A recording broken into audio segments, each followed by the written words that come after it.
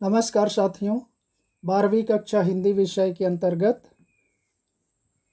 वितान भाग 2 का दूसरा पाठ जूझ पाठ से संबंधित महत्वपूर्ण बहुविकल्पी प्रश्नोत्तरी इस वीडियो के माध्यम से प्रस्तुत की जा रही है, जिसमें आपको 5 सेकंड का टाइमर मिलेगा, जिसके माध्यम से आप पाठ के बारे में कितना जानते हैं इसका आकलन कर सकते हैं। तो आइए चलते हैं जूझ पाठ से संबंधित प्रश्नोत्तरी की श्रृंखला का पहला प्रश्न। क्वेश्चन नंबर 1, जूझ पाठ के लेखक का नाम बताइए। बहुत ही सरल स्वाभाविक प्रश्न है। ओम थानवी, जैनेन्द्र कुमार, आनंद यादव, मनोहर श्याम जोशी। उत्तर हो जाएगा स नंबर, आनंद यादव। जूझ पाठ के लेखक का नाम है आनंद यादव। चलते हैं क्वेश्चन नंबर 2 की ओर। दिवाली बीत जाने पर कितने दिन ईख पेरने का कोल्हू चलाना होता है? ऑप्शन देखिए, 10 दिन, महीना भर, 15 दिन, 2 महीने।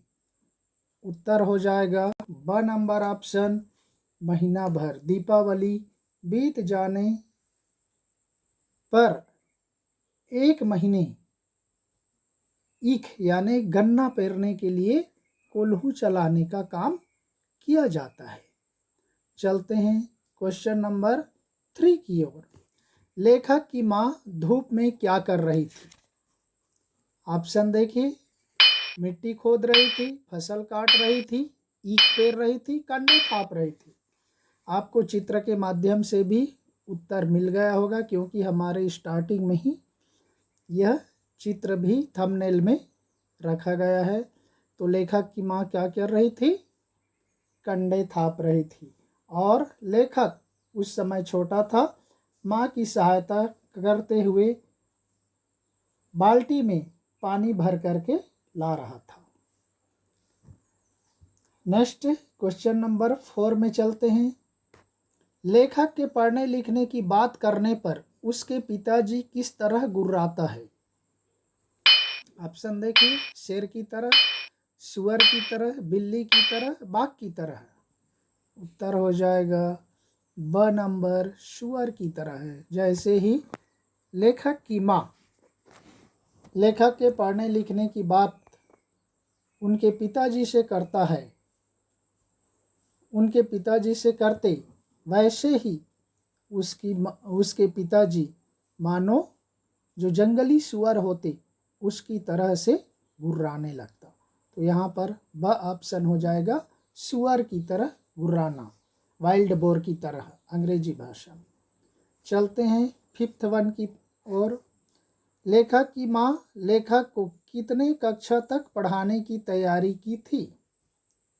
ऑप्शन देखिए, 6ठी कक्षा तक, 7वीं कक्षा तक, 8वीं कक्षा तक, 9वीं कक्षा तक। आपका आंसर हो जाएगा स नंबर, 7वीं कक्षा तक। उसकी माँ की दिली इच्छा थी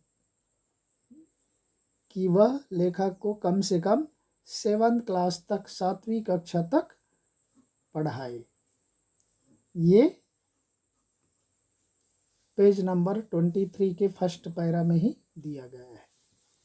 चलते हैं 6ठे नंबर की ओर। लेखक ने अपनी माँ से अपनी पढ़ाई के बारे में किससे बात करने को कहा? ऑप्शन देखिए, रणनवारे मास्टर से, मंत्री मास्टर से, सौंदलगेकर मास्टर से, दत्ताजी राव सरकार से।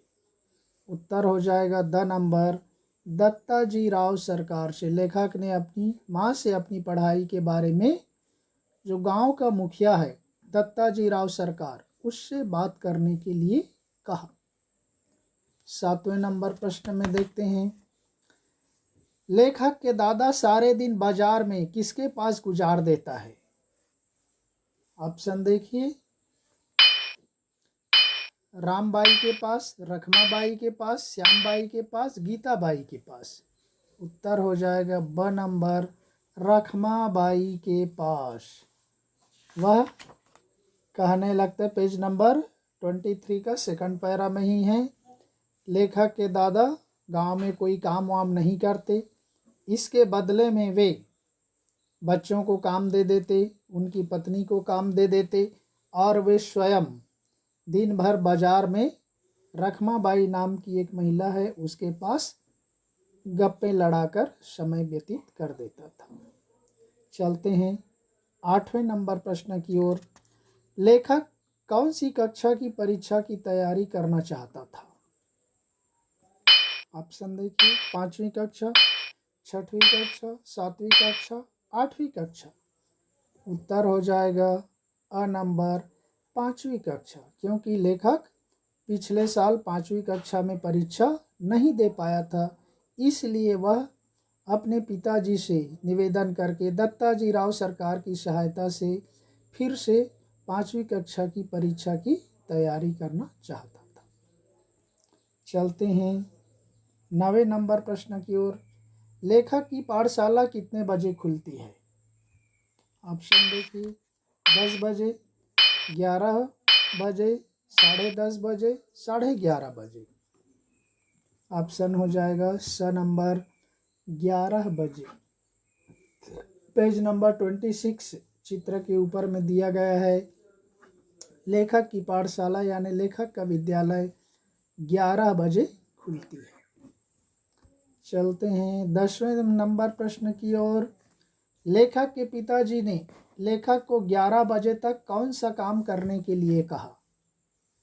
ऑप्शन देखते हैं, घास काटना, ढोर चराना, पढ़ाई करना, पानी लगाना। उत्तर हो जाएगा द नंबर पानी लगाना। लेखक ने के पिताजी ने लेखक के लिए ये शर्त रखा कि स्कूल 11 बजे तक खुलता है, इसलिए आप 11 बजे तक खेतों में जा कर के पानी लगाना, उसके बाद पढ़ने के लिए विद्यालय जाना। तो पानी लगाने का काम सौंपा था। देखते हैं 11वें नंबर प्रश्न में। लेखक स्कूल से छुट्टी होते ही खेत पर आकर घंटा भर कौन सा कार्य करता था? ऑप्शन देखिए, घास काटता था, ढोर चराता था, पढ़ाई करता था, पानी लगाता था। ऑप्शन हो जाएगा ब नंबर, ढोर चराने का काम करता था। पेज नंबर 27 की पहली लाइन में है, 4 बजे स्कूल बंद होने के बाद वह सीधा घर आता था, अपने बैग को, बस्ते को घर में रख करके सीधा खेत जाता था और वहाँ करके घंटा भर पशुओं को चराने का काम करता था। चलते हैं 12वें नंबर क्वेश्चन की ओर। तेरे ऊपर पड़ने का भूत सवार हुआ है, मुझे मालूम है बालिस्तर नहीं होने वाला है तू। यह कथन किसने कहा और किसके लिए कहा, यह भी जोड़ दीजिए। ऑप्शन देखते हैं, लेखक की माँ ने कहा, रणनवरे मास्टर ने कहा, लेखक के पिताजी ने कहा, दत्ताजी राव सरकार ने कहा। उत्तर हो जाएगा लेखक के पिताजी ने कहा। लेखक के लिए तेरे ऊपर पड़ने का बहुत सवार हुआ है, मुझे मालूम है बालिस्तर नहीं होने वाला है तू, यानी बैरिस्टर नहीं होने वाला है तू, ऐसा कहा और लेखक को एक तरह से निराश करने का काम किया लेखक के पिताजी ने। चलते हैं 13 नंबर क्वेश्चन की ओर। लेखक पहले दिन कक्षा में गया तो गली के कितने लड़के उनके पहचान के मिले? ऑप्शन देखिए, 1 लड़का, 2 लड़के, 3 लड़के, 4 लड़के। उत्तर हो जाएगा ब नंबर ऑप्शन, 2 लड़के। जब लेखक पहले दिन कक्षा में गया तो उनके गली के पहचान के केवल 2 लड़के मिले, वे भी बुद्धि में लेखक से कम होशियार थे। 14वें नंबर क्वेश्चन देखते हैं, मन खट्टा होना का क्या आशय है? ऑप्शन देखिए, निराश होना, खुश होना, दुख होना, मन में खटास होना। उत्तर हो जाएगा अ नंबर, निराश होना। मन खट्टा होना, निराश होना या दूसरा उदास होना। निराश होना या उदास होने का आशय है मन खट्टा होना। 15वें प्रश्न में देखते हैं, कक्षा के सबसे ज़्यादा शरारती लड़के का नाम क्या है? ऑप्शन देखिए, मोहन, वसंत पाटिल, चौहान, बिठवर्ण। उत्तर हो जाएगा स नंबर। चौहान नाम का एक लड़का था, वह कक्षा के सबसे ज़्यादा शरारती लड़का था। 16वें नंबर में देखते हैं, लेखक कौन सी पोशाक ड्रेस पहनकर स्कूल गया था? हाफ पैंट पहनकर, फुल पैंट पहनकर, धोती और कुर्ता पहनकर, धोती और गमछा पहनकर। उत्तर हो जाएगा द नंबर, धोती और गमछा पहन करके स्कूल गया था, क्योंकि उस जमाने में आजकल के जैसे पैंट शर्ट टाई बेल्ट नहीं होते थे, तो लेखक उस समय एक धोती और गमछा कंधे में लगा करके स्कूल को गया था। द नंबर ऑप्शन सही है। चलते हैं, ये 28 नंबर पेज पर है। चलते हैं 17वें प्रश्न की ओर। रड़नवरे मास्टर किसकी कविता पढ़ाने लगे? ऑप्शन देखिए, अनंत काड़ेकर की, केशव कुमार की, वामन पंडित की, भारा तांबे की। ऑप्शन हो जाएगा स नंबर, रड़नवरे मास्टर वामन पंडित की कविता पढ़ाने लगे। ये पेज नंबर 28 का लास्ट लाइन में दिया गया है साथ। चलते हैं 18वें प्रश्न की ओर। लेखक का कक्षा अध्यापक कौन था? ऑप्शन देखिए, Radnaware master, Mantri master, Sandalgekar master, Yashwant master. Option हो जाएगा ब नंबर, मंत्री मास्टर नामक अध्यापक था, वह लेखक का कक्षा अध्यापक था, यानी 5वीं कक्षा का कक्षा अध्यापक था, 5th क्लास का क्लास टीचर था। चलते हैं 19वें नंबर प्रश्न की ओर। मंत्री मास्टर कौन सा विषय पढ़ाते थे? देखिए, मराठी, हिंदी, गणित, विज्ञान। कौन सा हो जाएगा? ऑप्शन है स नंबर, मंत्री मास्टर महोदय कक्षा अध्यापक भी था, साथ ही वह गणित विषय का अध्यापन करता था। चलते हैं 20वें नंबर प्रश्न की ओर। लेखक की कक्षा का बड़ा होशियार लड़का कौन था?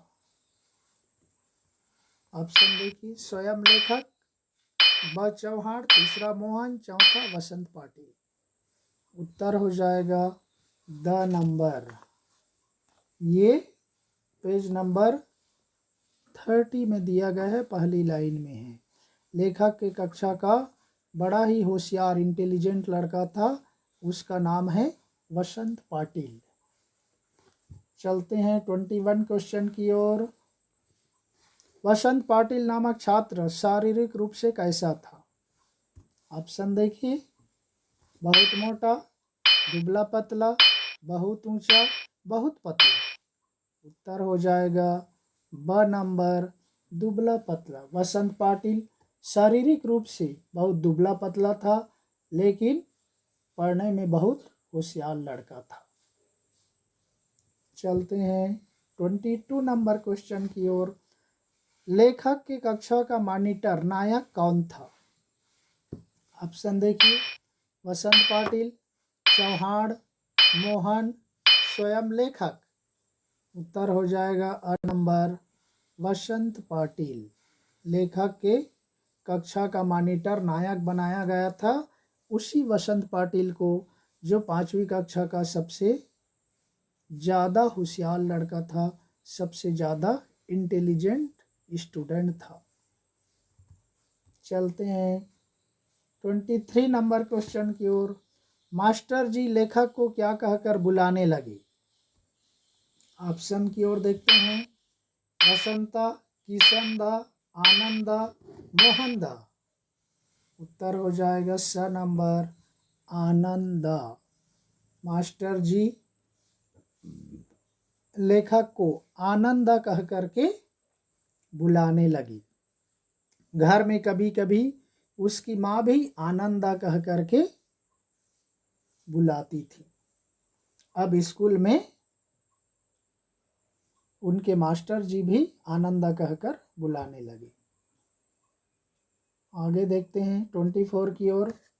ना संदलगेकर मास्टर कौन सा विषय पढ़ाते थे? ऑप्शन देखिए, हिंदी, मराठी, गणित, विज्ञान। उत्तर हो जाएगा ब नंबर ऑप्शन, मराठी विषय। जो ना संदलगेकर मास्टर हैं, मराठी विषय का अध्यापन करते थे। पेज नंबर 30 का लास्ट पैरा में पहली लाइन में है साथी। चलते हैं 25 ऑप्शन की ओर। ना संदलगेकर मास्टर को मराठी कविताओं के साथ साथ और कौन सी कविताएं कंठस्थ थी? ऑप्शन देखिए, हिंदी कविताएं, मराठी कविताएं, अंग्रेजी कविताएं, गुजराती कविताएं। उत्तर हो जाएगा स नंबर, अंग्रेजी कविताएं। ना संदलगेकर मराठी तो पढ़ाते ही थे, मराठी की कविताएं उनको याद था ही, इसके अलावा वो बहुत सारे अंग्रेजी कविताएं भी उनको कंठस्थ थी, मुखाग्र हो गए थे। वे बच्चों के सामने कक्षा में पढ़ करके गा करके सुनाते थे। 26 नंबर क्वेश्चन की ओर देखते हैं क्या है। ना संदलगेकर मास्टर किन कवियों के साथ अपनी मुलाकात के संस्मरण सुनाते थे? ऑप्शन देखिए, बा बोरकर, भा तांबे, केशव कुमार, गिरीश और यशवंत। ई उपर्युक्त सभी। ऑप्शन हो जाएगा ई नंबर, उपर्युक्त सभी। यहाँ पर हमने एक ऑप्शन बढ़ा दिया है साथियों, ताकि सारे लोगों का नाम आ जाए। तो ना संदलगेकर मास्टर कवियों के साथ जो अपनी मुलाकात करते थे, उनमें बातचीत होती थी, उनका संस्मरण कक्षा में सुनाते थे। उन कवियों में विशेष रूप से थे बा बोरकर, भा तांबे, केशव कुमार, गिरीश और यशवंत जैसे कवियों के साथ, साहित्यकारों के साथ मुलाकात का संस्मरण सुनाते थे बच्चों को। चलते हैं 27 क्वेश्चन की ओर। चांद रात पसरीते पाढ़री गाया धरणी वरी, यह किस कवि की कविता की पहली पंक्ति है? ऑप्शन देखिए, अनंत काड़ेकर की, केशव कुमार की, वामन पंडित की, भा तांबे की। ऑप्शन हो जाएगा अ नंबर ऑप्शन, चांद रास पसरीते पांढरे गाया धरणी वरी। यह अनंत काड़ेकर की कविता की पहली लाइन है। ये पेज नंबर 31 के नीचे से लास्ट से 4th लाइन में दिया गया है। चलते हैं 28 क्वेश्चन की ओर। मराठी मास्टर ने लेखक को किस कक्षा के लड़कों के सामने बुलाकर गवाया? ऑप्शन देखिए, तीसरी चौथी कक्षा, पांचवी छठी कक्षा, छठी सातवीं कक्षा, सातवीं आठवीं कक्षा। ऑप्शन देखिए, स नंबर, छठी और सातवीं कक्षा। ये पेज नंबर 32 में है, ऊपर से दूसरी लाइन में। छठी और सातवीं कक्षा के बच्चों के सामने लेखक को बुलाया उस मराठी मास्टर ने, और उनके सामने कविता पढ़ने के लिए कहा, कविता गवाया था। छठी सातवीं कक्षा के बच्चों के सामने में पांचवी कक्षा के बच्चे को, उस समय लेखक पांचवी कक्षा में था, और कविता बुलवाया छठी और सातवीं कक्षा, उसके ऊपर की कक्षाओं के बच्चों को सुनाया था गा करके। 29 प्रश्न में देखते हैं, ना संदलगेकर मास्टर थे। ऑप्शन देखिए, एक लेखक, एक कवि, एक संपादक, एक हेडमास्टर।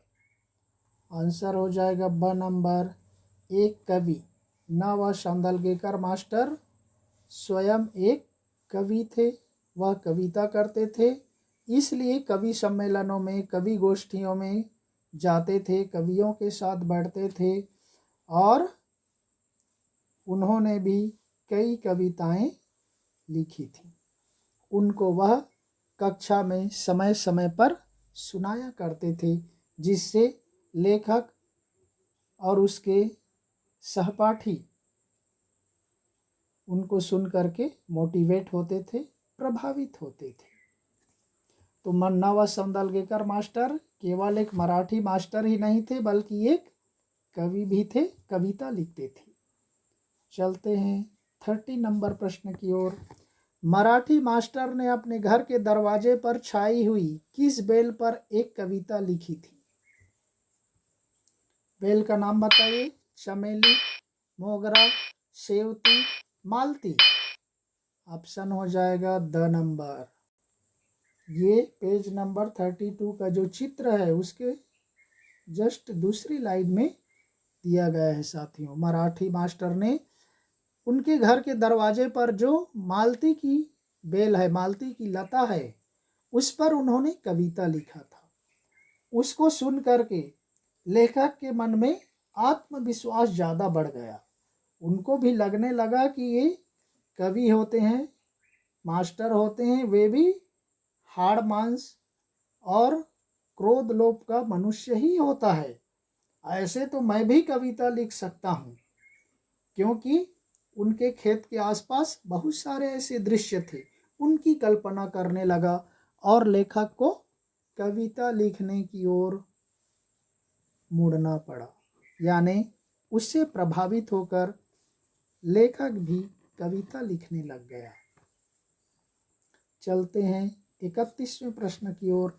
लेखक भैंस चराते चराते फसलों पर, जंगली फूलों पर खालिस्तान करने लगा। ऑप्शन देखिए। चकबंदी, लयबंदी, तुकबंदी, छंदबंदी। उत्तर हो जाएगा स नंबर, तुकबंदी करने लगा। लेखक अब वह अकेले में बोर नहीं होता। पहले वह बोर हो जाता था, वह अकेले रह कर के परेशान होता था। वह सोचता था कि उसके काम करने के समय कोई और रहें, उनसे बातचीत करते रहें, गप्पे सड़ाके करते रहें, लेकिन अब ऐसा नहीं लगता। वह भैंस चराते हुए फसलों पर, जंगली फूलों पर वह कविता की तुकबंदी करने लगा, तुक मिलान करने लगा। जैसे दोहा और चौपाई में अंतिम वर्ण एक जैसा होता है, वैसे ही लेखक भी तुकबंदी करने लगा, दोहे चौपाई की अंतिम शब्द के वर्ण को मिलान करने लगा। चलते हैं 32 नंबर क्वेश्चन की ओर। लेखक के पास कागज और पेंसिल नहीं होते तो लकड़ी के छोटे टुकड़े से किसकी पीठ पर रेखा खींचकर कविता लिखता था? आपको ऑप्शन देख ले। मनुष्य के पीठ पर, भैंस के पीठ पर, बैल के पीठ पर, घोड़े के पीठ पर। आपको चित्र में भी ये स्पष्ट रूप से दिखाई दे रहा होगा। जब लेखक के पास कोई कागज नहीं होता था, पेंसिल नहीं होते, तो वे क्या करते, लकड़ी के छोटे टुकड़े ले लेते और उसको लेकर के वह भैंस के पीठ पर, जैसे कि चित्र में दिखाई दे रहा है, आप देख सकते थंबनेल में, भैंस के पीठ पर वह लिख करके याद करता था और जब वह कंठस्थ हो जाता था तब उसको मिटा देता था। चलते हैं 33 नंबर क्वेश्चन की ओर। लेखक रात को ही मास्टर के घर जाकर क्या दिखाता था? ऑप्शन देखिए। नोट्स, पुस्तक, कविता, कहानी। उत्तर हो जाएगा स नंबर, कविता। लेखक रात को ही मास्टर के घर जाकर कविता दिखाता था। कभी कभी दिन में वह कोई नई कविता रच लेता था, शाम हो जाती थी, रात हो जाता था, तो वह सुबह की प्रतीक्षा नहीं करता था, वह रात में ही जा करके अपनी कविता को उस रणनवरे मास्टर को, सौंदलगेकर मास्टर को दिखाता था, जो कि मराठी शिक्षक था। चलते हैं 34 नंबर क्वेश्चन की ओर। लेखक को किसके प्रति अपनापा अनुभव होता था? ऑप्शन देखिए। रणनवरे मास्टर के प्रति, सौंदलगेकर मास्टर के प्रति, मंत्री मास्टर के प्रति, यशवंत मास्टर के प्रति। ऑप्शन हो जाएगा ब नंबर, सौंदलगेकर मास्टर के प्रति लेखक को अपनेपन का अनुभव होता था सौंदलगेकर मास्टर के प्रति, क्योंकि वह सौंदलगेकर मास्टर के पास अपनी कविता लेकर के जाता था, तो उनके पास बैठ कर के वह पूरी एक महफिल करने लगते कविता के शास्त्र पर, कैसे कविता लिखा जाता है, कैसे उसको अलंकारों से सजाया जाता है, कैसे लयबद्ध किया जाता है, कैसे छंदबद्ध किया जाता है, इन सब के बारे में वह बताने लगता था। इसके कारण लेखक मराठी मास्टर सौंदलगेकर के प्रति अपनेपन का अनुभव करता था। चलते हैं 34वें के बाद 35वें नंबर क्वेश्चन की ओर। लेखक किसको सूक्ष्मता से देखने लगा? ऑप्शन देखिए, अलंकार को, छंद को, लय को, ये सभी को। ऑप्शन हो जाएगा द नंबर, ये सभी को। लेखक अब कविता लिखते लिखते अलंकारों को, छंदों को, लय को, इन सभी को बारीकी से सूक्ष्मता से देखने लगा, समझने लगा और उसी के अनुसार अपनी कविता लिखने लगा। और आज का 36वां और अंतिम प्रश्न है साथियों, लेखक को किसका नशा चढ़ने लगा था? ऑप्शन देखिए, शब्दों का, वर्णों का, वाक्यों का, उपवाक्यों का। उत्तर हो जाएगा अ नंबर ऑप्शन, शब्दों का। लेखक को शब्दों का नशा चढ़ने लगा। ये पेज नंबर 33 का लास्ट लाइन में है साथियों, हाफ लाइन का जस्ट ऊपर की लाइन में है। लेखक को अब धीरे धीरे शब्दों का नशा चढ़ने लगा था। उसके मन में एक तरह का मधुर बाजा बजने लगता था शब्दों का। वह अपनी कविता को पूरी तरह अलंकार के साथ, छंद के साथ, लय के साथ वह लिखने लगा और पढ़ने लगा।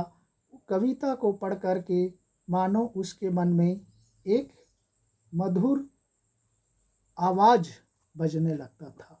तो इस तरह से लेखक किस प्रकार से सौंदलगेकर मास्टर से प्रभावित होकर के कविता लिखना सीख गया और उसकी पढ़ाई पूरी कर लिया। तो इस जूझ पाठ से संबंधित इस महत्वपूर्ण 36 प्रश्नों को हमने इस वीडियो में समाहित किया। मैं समझता हूँ कि ये परीक्षा की दृष्टि से महत्वपूर्ण और उपयोगी साबित होंगे और आपके ज्ञान को बढ़ाने में सार्थक होंगे, उपयोगी होंगे। तो फिर आप अध्ययन करते रहिए। नेक्स्ट किसी दूसरे पाठ के साथ दूसरे वीडियो में मिलेंगे। तब तक के लिए धन्यवाद। जय हिंद।